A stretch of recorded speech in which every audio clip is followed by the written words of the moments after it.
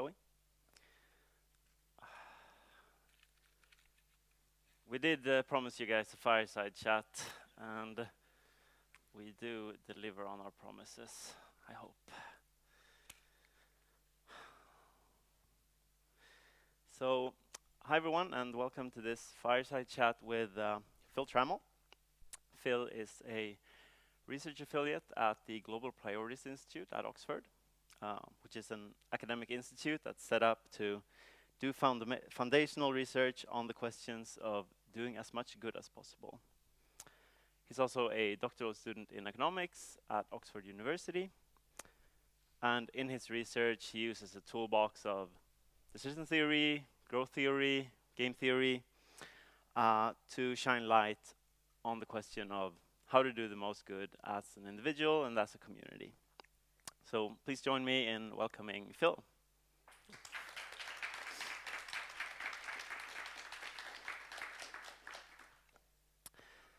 My name is Anton Arbman Hansing, and I'm a PhD student in economics at Stockholm University. And at least initially, I'll be asking the questions, but we'll make sure to put off a reasonable chunk of time to answer questions from the Swap Card app that I'm sure you're all familiar with by now. So if a question pops out in your mind, then be sure to add it there, and we'll bring it up at a later point. And you can also upvote and downvote each other's questions, as you may know.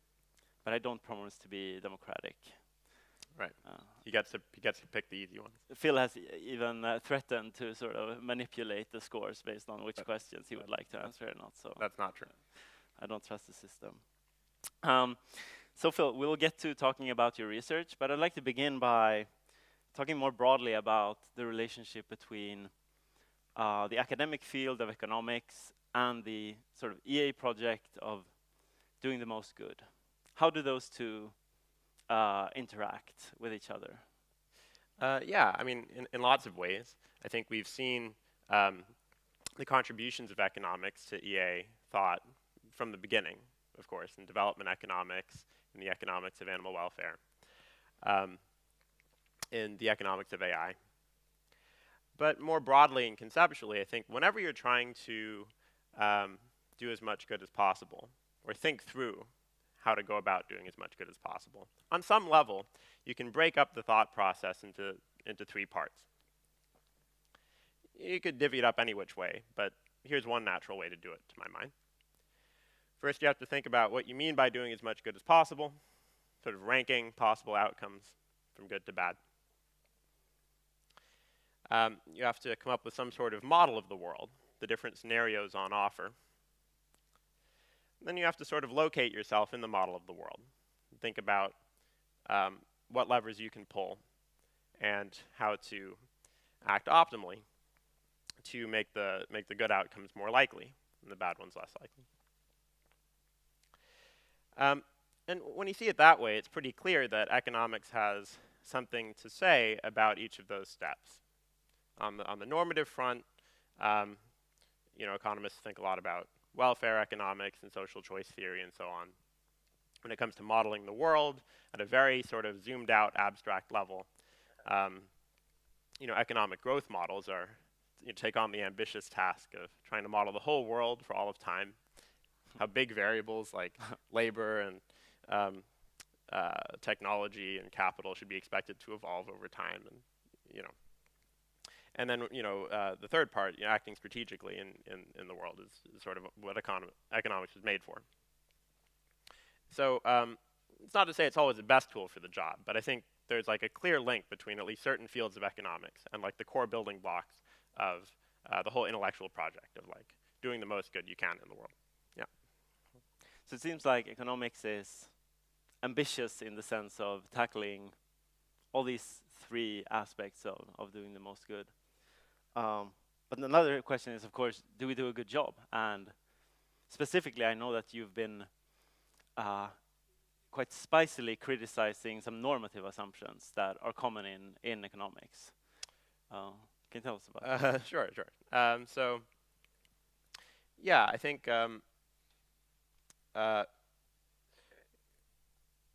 the sort of economics is best at that third thing, right? There's nothing like economics when it comes to optimizing for a goal. That's just really, you know, what it's made for. When it comes to modeling the world, it's you know, it's sort of one tool among many. And when it comes to setting your priorities in the first place, or setting your normative kind of understanding of how to order outcomes in the first place, unfortunately, the whole economics profession has sort of defaulted to a framework which, at least from a sort of EA perspective, is wrong in three big ways. I'd like to call them the three sins of economics. That's the spiciness I think he's referring to. The first is that economists basically never think about the intrinsic value of animals, or indeed anything other than humans. The second is that they rarely think much about what to do when you can change the size of the population, right? There are economists who think about this stuff, but it just hasn't really permeated the stuff everyone learns in grad school and sort of what's baked into most papers. People kind of make confused and internally inconsistent, even, assumptions about how to compare outcomes with different sized populations. Obviously, in EA, people think a lot about population ethics, but at least thinking about it somehow and having some answer is better than none, and economics is very confused on that. And the third, to my mind, is a sort of preference utilitarianism, which assumes that at least for a given population of humans, what it means to do as much good as possible for them is to satisfy their preferences as much as possible. Now, as opposed to giving them as much pleasure as possible and as little pain as possible. That would be a more the hedonic approach that you more often see applied in sort of EA conversation. Now, that third point might seem like a philosophical technicality, because for the most part, getting people more of what they would prefer to have is the same as alleviating their sufferings and, you know, providing their good experiences. But there are a lot of subtle ways in which I think this ends up messing things up. And the biggest one by far, which might have even deserved its own bullet point, the fourth sin or something, which is the whole reason why this third one even made the list, is discounting. The standard economic framework will tell you that if someone would prefer a little bit of pleasure now and a whole lot of pain in the future, then you're making them better off by giving them that. Right? It's perfectly rational to discount the future. It doesn't break some law of rationality. It's just kind of messed up, at least from a hedonistic perspective. It's even more messed up if, as a society as a whole, we decide to make the current generation a little bit better off, even if it means condemning a whole long future to a risk of non-existence or a risk of suffering. And economists don't really seem to have any problem with that, because it's just like, well, people discount the future, it's what they prefer, it's how they're inclined to choose. And yeah, I think it's a big problem. Sort of works its way into lots of other problems. How economists think about climate change, how they think about optimal saving. Does this reflect like a deep moral value among economists, or is it more like coincidental and based on historic reasons, or maybe sort of ways in which it interacts with economic models, or what do you make of these supposed mistakes that people are making? It's a good question. I think it's a bit of both. You know, I think to some extent, a lot of economists have really internalized the value of not being paternalistic, right? And just sort of deferring to people's preferences, even if they seem sort of pathological in some way. But for a lot of other economists, for most, I would guess, they haven't thought about it too much one way or the other. And the fact that everyone kind of acclimates to the norms that they kind of absorb in grad school is path dependent and historically contingent. Yeah. Okay, so you've made this case that the toolbox of economics seems well suited to answer some EA relevant questions. But then there's a separate question about doing economic research as part of an academic institution and academia as a system, which is fair to say that the both of us are doing since we're both PhD students. And something that I often hear from EA academics is that they feel this tension between doing what they consider to be the maximally sort of informative research for their goals on the one hand, and what's like maximally conducive to their academic careers on the other hand. Is that a trade-off that you find yourself navigating, and sort of do you restrict yourself to what areas, to certain areas on the basis of these professional considerations? I don't think there's as much of a trade-off, at least in economics, as most people seem to think. I think it's, suspiciously easy a cop-out to say, oh, the only reason I'm not more successful as an academic is because I'm too righteous. I'm just too devoted to doing work that's actually valuable. That said, I'm not some like amazingly successful academic. I've just sort of been doing my work at GPI, and I hope that one day I'll be a professor and have more credit or whatever. But I'll give you my thoughts on this, but I just wanted to be clear. These are not much better than anyone else's thoughts. My impression is that, at least at the moment, there are loads of open questions that are very academically interesting, or intellectually interesting to academic economists. So if you think of the vertical axis, how interesting academic economists find the question, and how EA relevant a question is.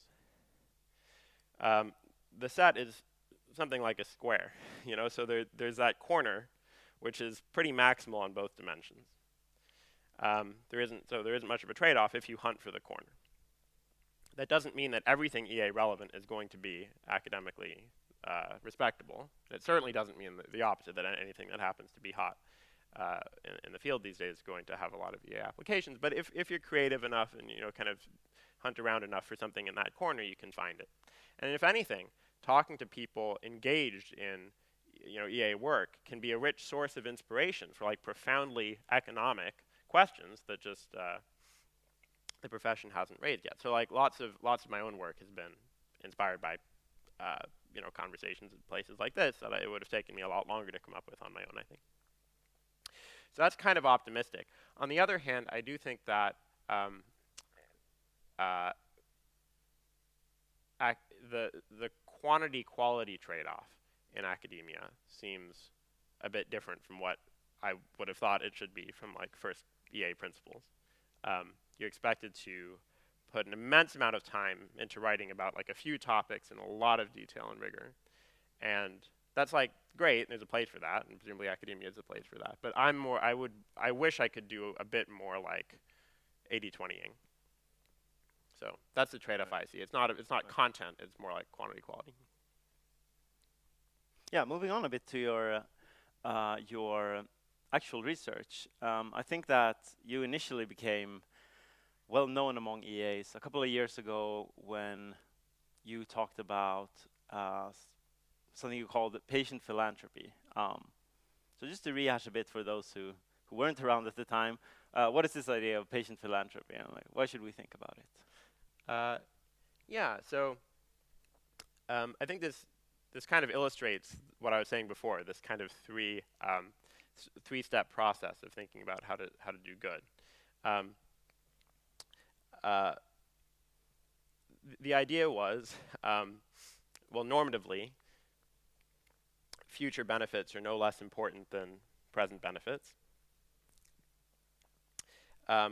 It so happens, when I open my eyes and look at the world, that people are systematically inclined to be impatient. I think we all feel this in our everyday lives. We observe it when we see people in aggregate seeming to save too little for their retirement. So people don't invest as much for the future as would be warranted from this perspective that the future matters as much as the present, usually. And then step 3, acting strategically in light of that view of the world. The thought was, well, if you're just an unusually patient individual saving for their own retirement, you should have a slightly higher savings rate than the average. But if you're an unusually patient philanthropist, and all the other people funding the stuff that you want funded are spending too fast, the implication for you is more radical. You should save not just a little bit more than average, but everything. Because you want to pull the collective savings rate, the savings rate exhibited by you and all the other funders of the things that you care about, up as hard as you can toward the optimal savings rate. So if it's currently 19%, we're saving 19% of the money we make every year, and it should be 20%, but you only have a small fraction of the total, then you should save everything you have until you've pulled that collective savings rate up to the 20% or whatever. So that was the idea. And of course, conversely, the same logic applies in reverse. You should spend as fast as you can if you think everyone's oversaving. But yeah. But it sounds a bit self-defeating to save everything indefinitely, as long as you consider yourself more patient than others. Or like, where does this reasoning change? Yeah. So there's a bunch of things that could cause this to break and make it warranted to start spending. The most straightforward one, in the way I just laid it out, would be if you're saving everything and those other people aren't, then you're going to be growing as a fraction of like the total wealth that will ever be allocated to the area in question. And there will come a point at which you've pulled up the collective savings rate up to the level that you thought was optimal, right? So you're saving 100%. Will eventually be pulling the collective savings rate up to 20%. Right. Once you're, if they weren't saving anything, then you'd be pulling it up once you were a fifth of the total wealth or something. And then you're effectively setting the aggregate savings rate to whatever, or almost whatever. Yeah, to what, exactly. Yeah. Yep. So this seems to be in some tension with a common EA idea that existential risk is quite high. Specifically, like if there's quite some risk that we won't be here in 10 years' time, how should that sort of impact our decision about whether to spend now or to spend later? Oh, sure. Well, the higher you think X risk is, all else equal, the higher you think the spending rate should be, collectively. I will say it's still true, all else equal, that if you think that you and the other people funding the stuff that you care about know the same things, have the same beliefs and goals and everything, except that they have this impatience, they have this bias toward the present. You should still think that they're going to be inclined to overspend, typically, right? But that's holding all else equal. And it could be that their bias toward overspending is offset by an ignorance they have. They don't know that existential risk is as high as you know it is, which biases them the other way toward underspending, right? Saving too much for a future that may never come. Checkmate, Phil. And well, it's just another consideration. Yeah. Which one wins out is is a question for you to make up your own mind about. But yeah, I think people hadn't been thinking as much about this consideration that I emphasized, which was the difference in impatience. Yeah. I think when you first hear it, it sounds like a quite theoretical argument about optimal aggregate savings rate and so on. But in recent years, you've actually been a part of implementing this thinking. And there's now a patient philanthropy fund. Could you give us an overview of like, how did that come to be and what were the challenges involved in setting it up? Sure. I mean, so how it came to be is that Founders Pledge, in particular one Sheer Hoymakers at Founders Pledge, which is an organization that helps very high net worth individuals to sort of make good decisions about their philanthropic spending instead of. Yeah, I mean a bit more narrowly, they're a community of startup founders who pledge to give away some fraction of their earnings, once they make it big, or if they make it big. he found that some of the founders were interested in, you know, increasing the the collective philanthropic savings rate, at least for kind of EA type areas. And yeah, would be interested in pooling their wealth for a long-term philanthropic investment in something that came to be called the Patient Philanthropy Fund. I don't know too much about how it was set up, actually, because that was taken care of by Founders Pledge. I am honored to be on the management committee that advises on it. But yeah, so it's there's a lot to say about it, and you can Google it and find out lots more details. I don't know if you could spend the whole rest of the time talking about it. But you know, that's $2.5 million roughly, I think, at the moment, and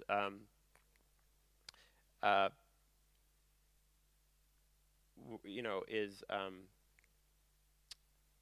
advised by myself. Sheer, I mentioned. Eva Vivalt is the recently appointed director of GPI, where you know, she also recently joined the committee. Luke Ding, a big EA donor, and Max Daniel, who runs the EA Infrastructure Fund. And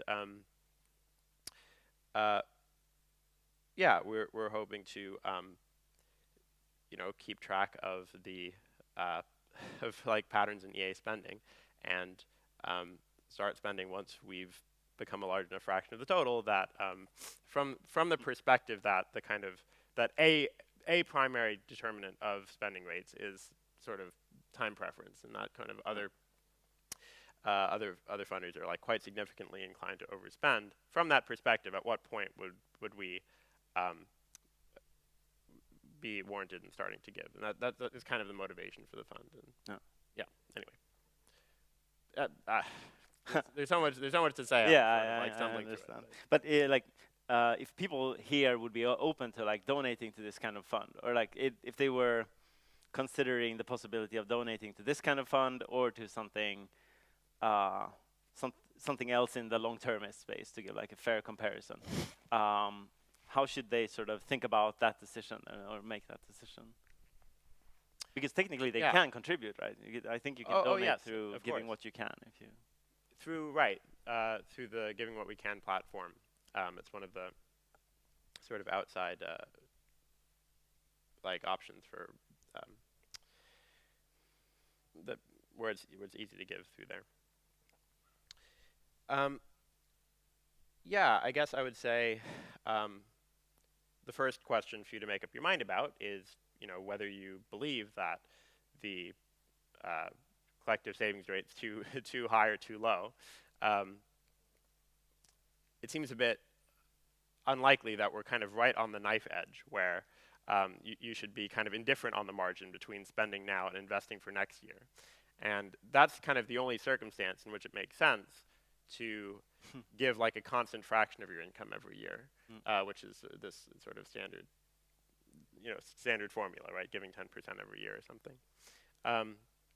So if you think that the world needs our capital now, then you should probably be sort of borrowing against your own future income to the extent that you can, and giving as much as you can now, right? And then if, you know, like not saving anything for your own retirement for a while, knowing that you'll be able to make up the gap with all of the future kind of Giving What We Can contributions or whatever that you could have made in the future.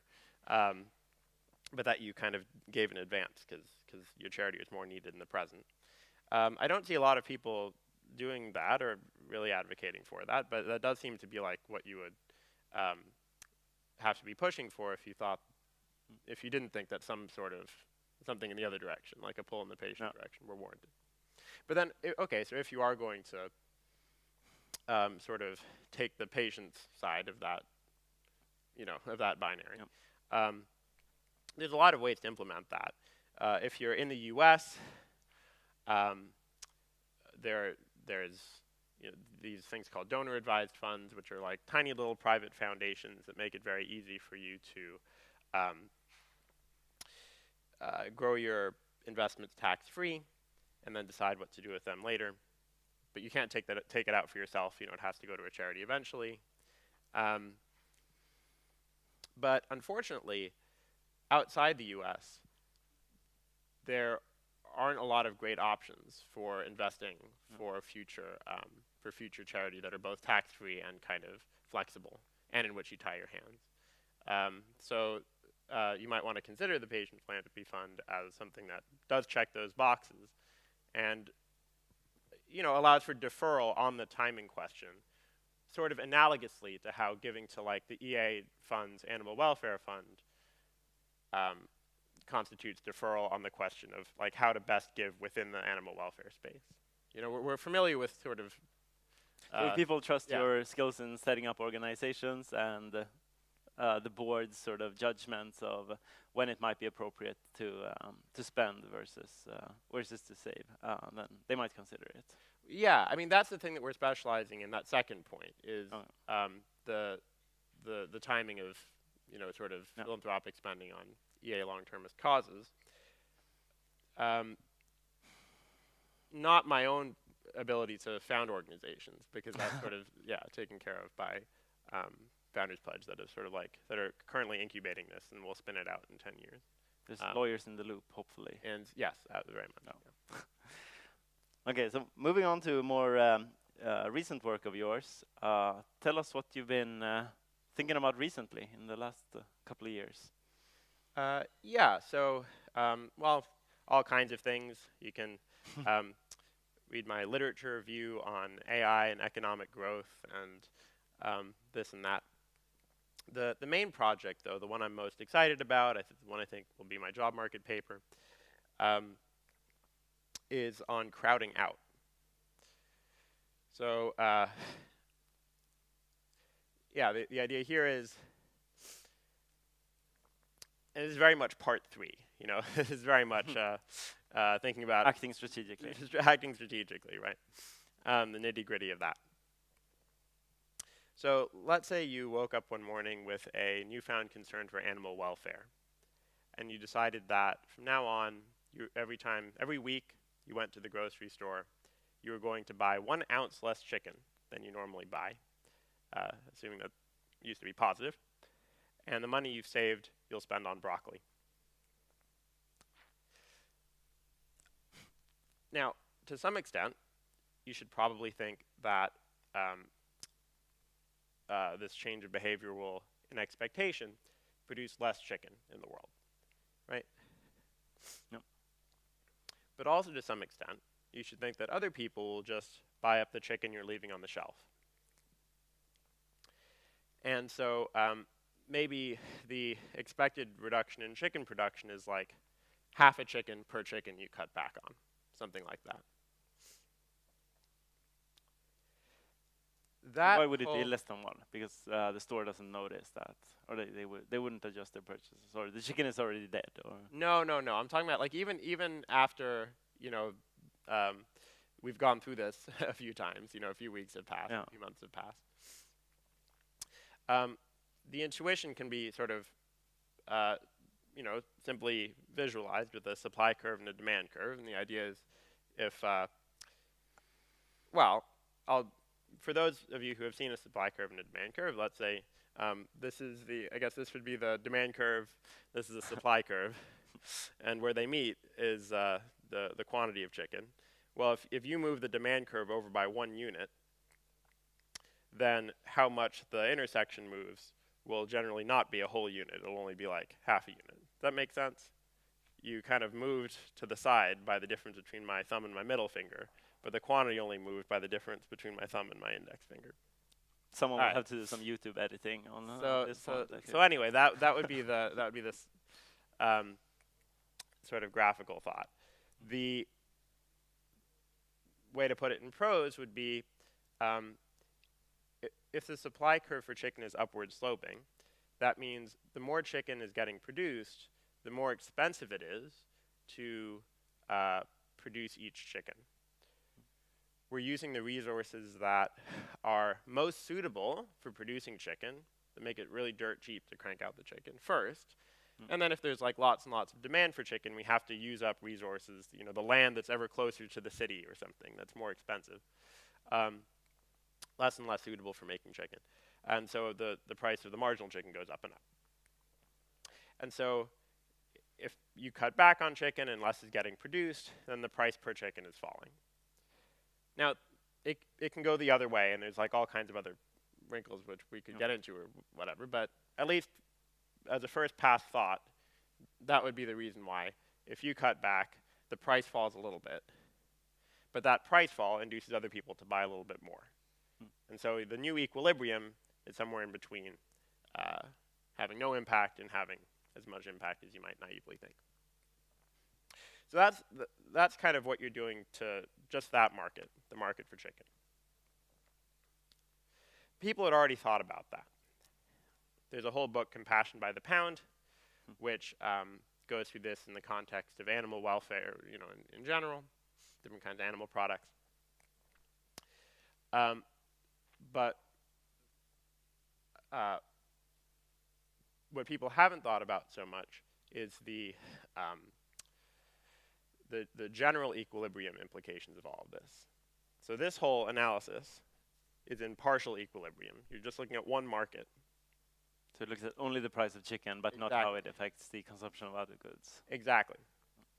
When you think about it, those other people who bought that half unit of chicken that you were leaving on the shelf, their money for that didn't come from the sky. It came out of their budgets for things that were close substitutes for chicken from their perspective, probably, right? Like out of their budget for pork. So they might be buying less pork in order to buy some of that extra chicken that you're leaving. And so your decision to move from chicken to broccoli changed the number of pigs in the world, even though you had nothing to do with that. And then that can affect, it can affect a fourth market and a fifth and a sixth. So what you're doing to the whole world can be a little opaque, and that's what I'm trying to shed light on. So that whole illustration was in the context of ethical consumerism. But I said the project was about crowding out. Yep. And philanthropists face crowding out just as much as ethical consumers, I think even more, maybe. And those are the applications to philanthropy that I actually think are most valuable. So I could go, yeah. Are you seeing this ethical consumerism angle to be an introduction or a way to start thinking about questions that you consider to be more action relevant, or do you see that as being like an interesting EA relevant question in its own sake? I think it's somewhat interesting in its own sake, but it wouldn't have been like, top of my list or whatever if that were the only application. So what does the situation, how does it change when you consider a philanthropist funding philanthropic endeavors as opposed to like personal consumption? Yeah, I mean, if anything, I think the effects can be exacerbated.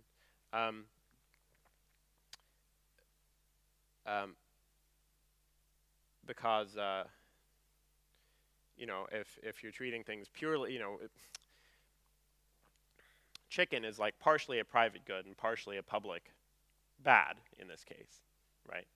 If you care both about how much you consume and about how much total gets produced in the world. You might like the taste of it, but dislike the production of it. Or it could go in the same direction, some fair trade thing. You might think it's like improving the world if the more I buy of it, and I like actually getting it has benefit beyond your right. Taste buds. Right.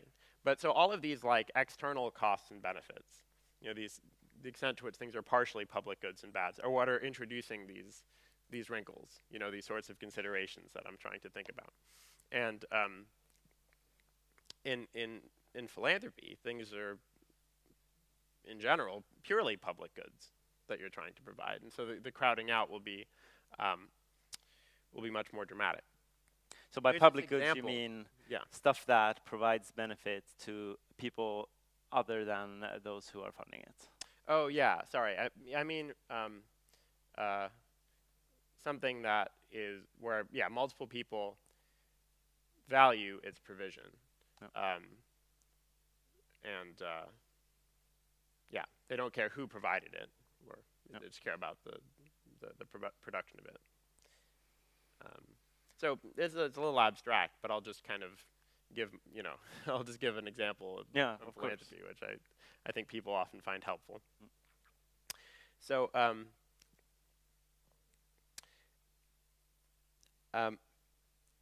back in 2017, in August, I believe, Bill Gates put out this blog post that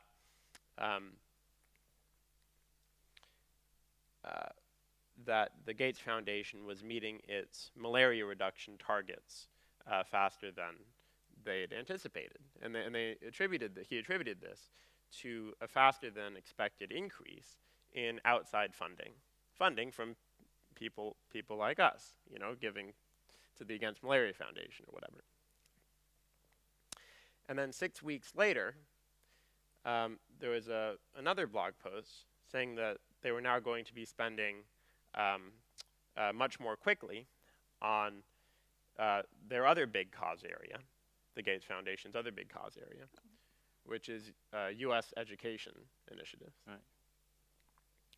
And there's no explicit connection there. And so there's no proof here that crowding out is what was going on. But I think I like that about this example, because it demonstrates just how pervasive this problem can be, and how much more widespread it can be than it seems, right? It takes no large leap of imagination to think that, well, this Gates Foundation is just rational enough to have targets and to care about multiple things, some of which you might not care so much about, like American education maybe, and thereby totally undo the effects of what you think you're doing. You know, they could just have been taking $1 out of funding malaria eradication efforts for every $1 that a GiveWell donor was putting in, right? And so, like, counterfactually, we provided our AMF dollars to the Gates Foundation rather than right, or well, ultimately to some sort of American school kids or something, or to some sort of creative American principal or whatever. And the really scary thing is that this is not a conclusion that requires an economic model full of like perfectly rational, you know, robotic agents. It only takes one. Everyone in the world funding malaria can be totally insensitive to what you do. Could just kind of care about malaria because they knew someone who died of malaria or something, and can be totally not strategic about it. It doesn't take a Bill Gates. It takes one person who's contributing as much as you are to be able to pull $1 out for every $1 you put in. Totally, one for one, right? And they should want to do that, in fact, if they're funding multiple things, and have like they're only funding malaria because they think it's underfunded on the margin relative to those other things, right? You're just making it less underfunded for every $1 you funded. So seems like very different from the chicken case, but mathematically and sort of structurally, if you think about it, it's kind of the same. Is this the dynamic that EA as a movement has been free riding on by emphasizing neglectedness? Yeah. Is there some truth to that? Yeah, absolutely. So are we the bad guys? Well, no, I mean, maybe, but if so, this isn't the reason, I don't think. Okay. Good to hear. But yeah, it's very underappreciated how pervasive a phenomenon this is. But then it's sort of,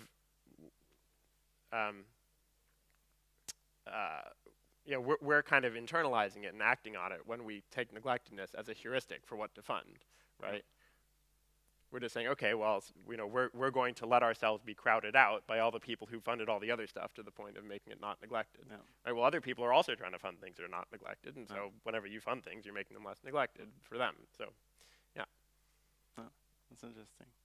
So, you've already done a ton of research in this like global priority space, but you're also an educator.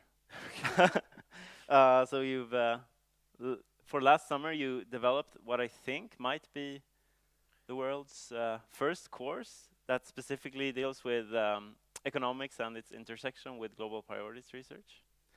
Could you tell us just like briefly what was the idea behind the course? Oh, sure. Well, so it's not an official Oxford University course, though it is on Oxford premises. but this is a 2.5-week course I called Topics in Economic Theory and Global Prioritization that attempts to summarize what seem, with a few years' experience, to be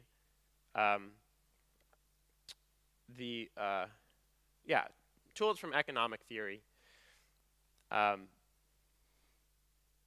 that sort of check 3 boxes, are highly relevant to thinking about how to do the most good from an EA perspective, roughly in that sort of 3-part framework I laid out at the beginning. Yep. Are not covered in a standard economics curriculum. It's possible to finish an econ PhD and not have learned the things on the list, and I happen to know about it. If it checked all 3 boxes, it made the list, and there was just enough for 1 course's worth. So, yeah, that was the idea. Nice. And do you plan to offer it every summer now till the end of time? Well, it'll be offered this summer at least. Unfortunately, applications aren't still being accepted. It's all full for 2023. But yeah, I am certainly. It got good reviews last year.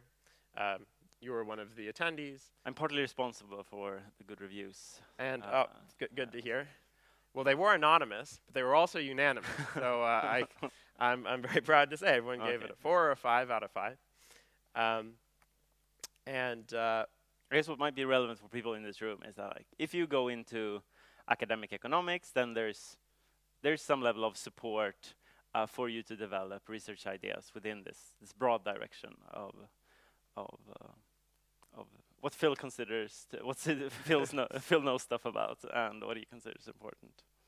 Yeah, I mean, right. So this whole field, of course, is very young, and the support resources are still being developed, and this isn't the only thing. But course-wise, so far, it is the only thing, and for now. And yeah, more generally, I think anyone interested in going to econ grad school for EA purposes should be aware that there are various resources. There's this Forethought Fellowship, GPI Summer Fellowship, this course, and various other resources. So come talk to us if you're interested. Yeah, definitely. So let's move on to the app discussion. First question, what are your thoughts on fanaticism? Should we let tiny probabilities guide the decision making? Quick one. So fanaticism, maybe we should describe it to the audience first. Sure. Well, I think letting small probabilities guide decision making seems like a good description. If the possible upside is big enough, then the recommendation to always maximize expected value would say that you should go something with you should go with the action with a small probability of success, because if it pays off, the value would be really high. I mean, I don't know. It's not something I've specialized in, so all I can say is there are some people at GPI where I work who have thought a lot more about fanaticism than I have. One of them, Hayden Wilkinson, has a paper defending fanaticism. Christian Tarsney has, I think, an excellent paper arguing that it's at least rationally permissible not to be a fanatic.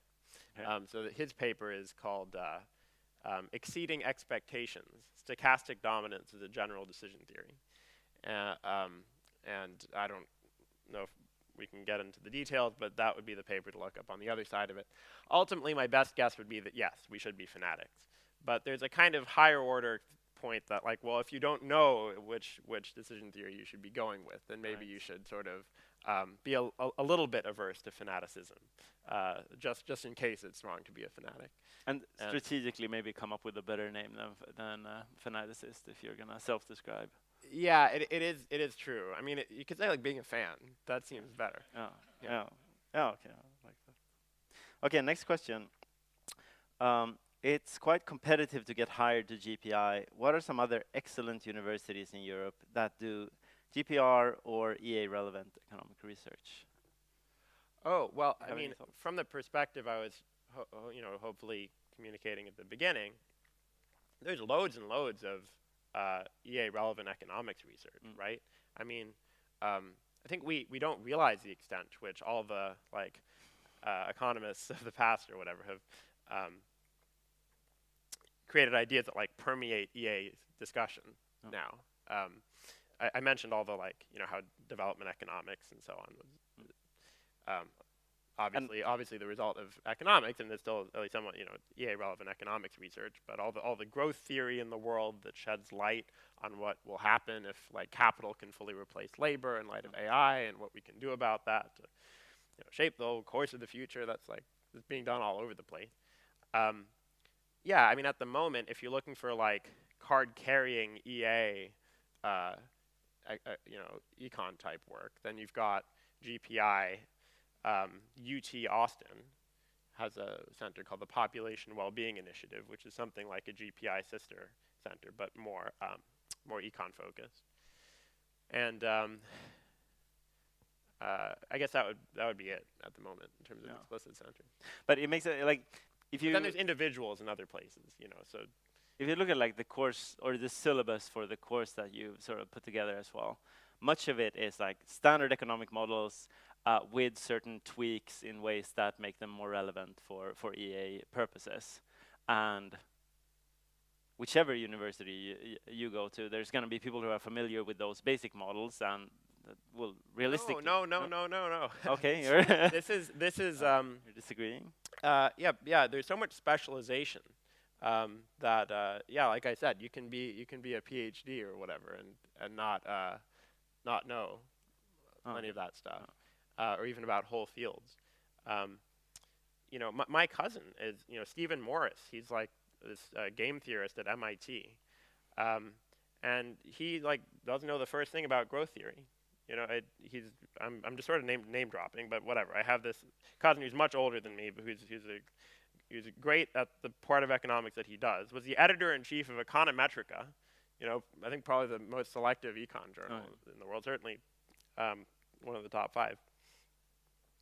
And yet, what to my mind is one of the most basic building blocks of modern growth theory, the Jones model, he just like never come across it until we were talking about it and I explained it. So, and with growth theory in particular, there's whole departments where like basically no one does it. No one at Oxford does growth theory. A bunch of people at LSE do it, at Stanford do it, but you can't just rely on everyone kind of even knowing the basics about certain corners of economics. Yeah. Okay, so look it up before you apply to graduate studies. Then. Yeah, look up what fields are the specialty of that department, and then think about the EA relevance of those fields. That would be the recommendation, rather than whether there's a person in that department who's like a card carrying, giving what we can member or something. That's not the thing to look for. What do you think is the main reason that X-risk mitigation is underprovided by society at large? There's 4 alternatives. Okay. 1, impatience. 2, coordination failure. 3, neglecting small probabilities. Or 4, something else. I think it depends a lot on the X risk. So one of the few X risks that we've come pretty close to just dealing with about as much as anyone could want, not quite, but pretty close, is asteroid detection and deflection. And there the probabilities are really tiny, but they're concrete. So I think it's not that systematically policy like ignores small probabilities. Maybe sometimes it does, but I think it ignores small and ambiguous probabilities. Ones where some people can just say, that would never happen. Like, no, we clearly know that asteroids happen. Like the dinosaurs were a thing, and so we can say, it happens once every 100 million years or something. And then you can actually plug a number into a cost-benefit analysis and say, it's worth spending this much at least on scanning the sky for asteroids or whatever. So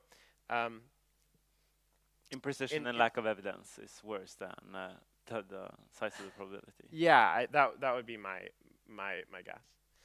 And then yeah, likewise, coordination failure versus impatience. I mean, obviously, when it comes to threats from like great power conflict and nuclear war, and that's all coordination failure. Mm. And for other things, I think I think it's less about coordination failure and more just about like in climate change. I think the main thing preventing the U.S. from doing more to mitigate climate change is just the impatience of Americans, basically. And it's not like just a failure of coordination. The U.S. is such a large fraction of global emissions. It's not like Could solve a lot of it by itself. yeah, exactly, right? It's not like, oh, the only reason is it's so hard to get other countries to cooperate. So, no, like, anyway, that would be my take on it. Okay. What are some community building efforts that you would be excited about if seen through the lens of patient philanthropy? Patient long-termism, sorry. So how does it relate to community building? Yeah, it's an interesting question. I mean, in general, the more you're into the sort of, patient long-termist view, the more you think we should be building up resources for deployment in the future rather than deploying them in the near term, including human capital type resources, a vibrant, talented EA community. The more community building type stuff you'll want to do. But as for what kinds of community building seem best on the patient long-termist view, I can't say I've thought about it too much. I guess just, the ones that take a long time to pay off are going to be the ones that seem better. Starts really young. Well, yeah, I think that's a good application of it. So a lot of like existing EA outreach is to university students, presumably in the hope that by the time the people are older and more productive, they'll be using their talents in valuable ways. Whereas if you thought that like most of the value of the EA community was going to be in work done in the next like 2 or 3 years or something, you probably wouldn't want to go for the students. You'd want to go for people who already had the skills, and they just had to kind of be put to better uses. So I think we're already kind of doing a relatively patient approach to movement building. Impact kindergarten. That's well, Phil said it. That's. Do you have any thoughts on the relation of economics and AI safety? Well, I mean, I think economics can motivate AI safety by shedding light on like just how dramatically AI could transform the world, right?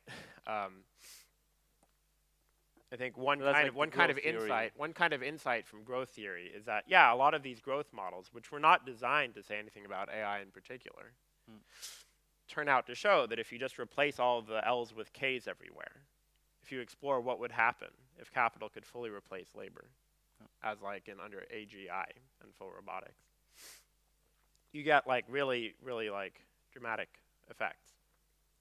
As for how to actually apply economics to AI safety, honestly, it's not something I've thought that much about.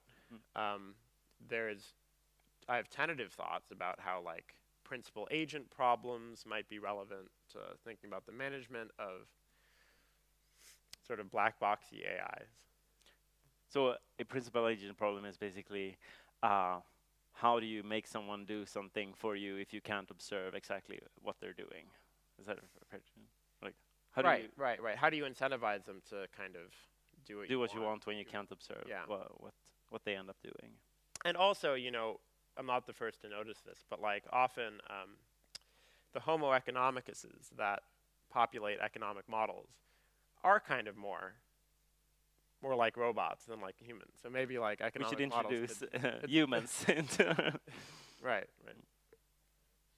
But I mean, economic models might actually like apply more to AIs than to humans in some sense. I mean, maybe not, right? AIs are proving to be very human because they're trained on all this like human data, and so Those are some scattered thoughts, but really the answer is I don't know. No.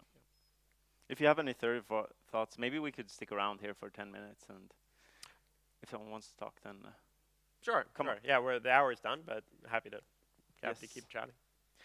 Yeah, thanks for attending, and another warm round of applause for Phil. Oh, quickly. I should have said, I'm so sorry. The summer course, even though applications have closed for this year, you can sign up to be notified if you'd like to apply for future years or get access to online content based on it. So they're all going to be recorded and maybe turned into some sort of more polished online course as well. So check that out.